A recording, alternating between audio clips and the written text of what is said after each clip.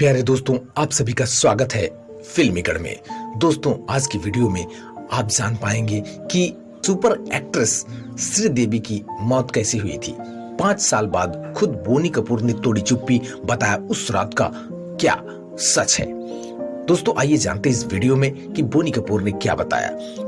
बस आपसे गुजारिश है कि वीडियो को पूरा देखिए और चैनल पे नए हो तो चैनल को सब्सक्राइब जरूर करें। आपको इंटरेस्टिंग बॉलीवुड की खबर ऐसे ही सुनने को मिलती रहती है। तो दोस्तों, देर न करते हुए आइए शुरू करते हैं। दोस्तों, आप भी सालों से ये जानना चाहते हैं कि श्रीदेवी का निधन कैसे हुआ था।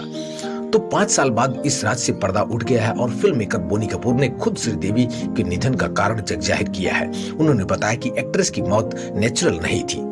दोस्तों, 24 फरवरी साल था 2018। शायद ही इस दिन को बोनी कपूर कभी भूल पाएंगे। बॉलीवुड की चांदनी यानी श्रीदेवी दुनिया को अलविदा कर गई। ये दर्शक के लिए ऐसी खबर थी जिस पर विश्वास करना मुश्किल था। जिसने इस खबर को सुना 2 पल के लिए उसे विश्वास करना मुश्किल था, लेकिन ये खबर सच थी।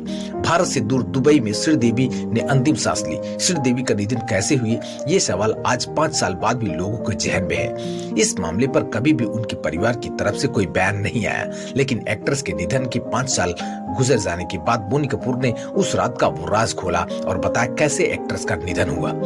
दोस्तों, फिल्म निर्माता बोनी कपूर, जिन्होंने पिछले 5 सालों से अपनी पत्नी और एक्ट्रेस श्रीदेवी के निधन पर चुप्पी बनाए रखी थी, उन्होंने अब इस मामले पर पहली बार खुलकर बात की।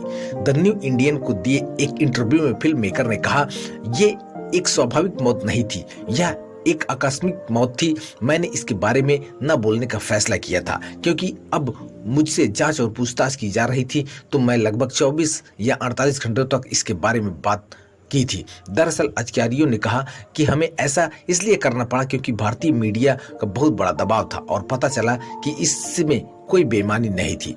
मैं सभी स्टेट से गुजरा जिसमें लाई डिटेक्टर टेस्ट और अन्य सभी चीजें शामिल थी, और फिर निस्संदेह जो रिपोर्ट आई उसमें स्पष्ट रूप से कहा गया था कि यह आकस्मिक था।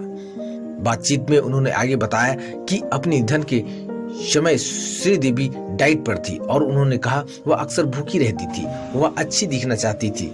वह यह सुनिश्चित करना चाहती थी कि वह अच्छी स्थिति में रहे ताकि स्क्रीन पर अच्छी दिखे। जब से मुझसे शादी हुई थी तब से उसे कुछ मौकों पर ब्लैकआउट की समस्या हुई और डॉक्टर कहते रहे कि उसे लो बीपी की समस्या है। बोनी कपूर ने आगे बताया कि नागार्जुन ने एक ऐसी घटना के बारे में बात की थी जब एक शूटिंग के दौरान श्रीदेवी बाथरूम में बेहोश हो गई थी। उन्होंने कहा यह दुर्भाग्यपूर्ण था। बाद में उनका निधन हो गया। नागार्जुन अपनी संवेदना व्यक्त करने के लिए घर आए थे और उन्होंने मुझे बताया कि उनकी एक फिल्म के दौरान वह फिर से क्रैश डाइट पर थी और इसी तरह उनके बाथरूम में गिर गई थी और उनके दांत टूट गए थे।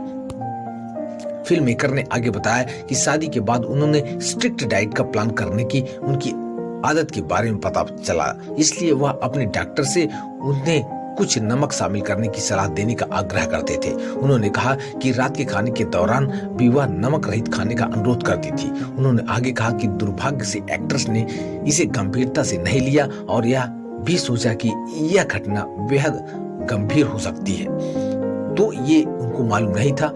दोस्तों, इस इंटरव्यू में बताई गई बातों से यही पता चलता है कि वो जो डाइट प्लान करती थी उसकी वजह से उनकी लो बीपी की समस्या रहती थी, तो वो अक्सर बाथरूम में चक्कर खाकर गिर जाया करती थी और वही हुआ कि बाथटब में गिरी पाई गई और उनकी डेथ हो गई। दुखद मौत हो गई।